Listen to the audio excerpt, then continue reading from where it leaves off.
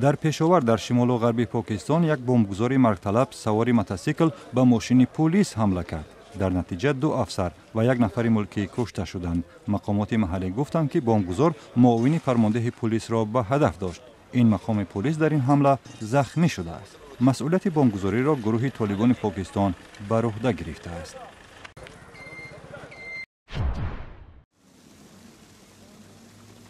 در بلگراد پایتخت سربیا سازمان‌های غیر دولتی از پارلمان خواستند تا روز 11 ایول را به خاطر آنهایی که در قتل عام مردم سربرینیتسا در سال 1995 کشته شدند روز یادبود قربانیان گنوسید اعلان کنند. زنان سیاه‌پوش نام یک گروه ضد جنگ نمایش را با این پیام که سربیا باید از جنایت‌های گذشته خود را پاک کند به صحنه گذاشت. نیروهای نیمه نظامی سربیا و سرب‌های بوسنیا 20 سال پیش در شهر سربرینیتسای بوسنیا بیش از 8000 مردان و نورسان مسلمان را قتل کردند. این خونین‌ترین قضیه جنگی بوسنیا بود. سربیا با تصویب یک اعلامیه کشتار سربرینیتسا را محکوم کرده است، ولی از سوی سازمان ملل متحد گنوسید تعبیر شدن آن قضیه را قبول ندارد.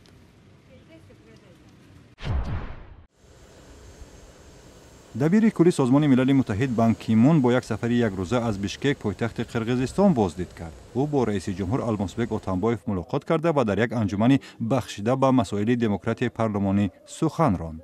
بان کی مون همچنین در مراسم یادبود قربانیان درگیری‌های قومی 5 سال پیش در شهر اوش شرکت می‌کند.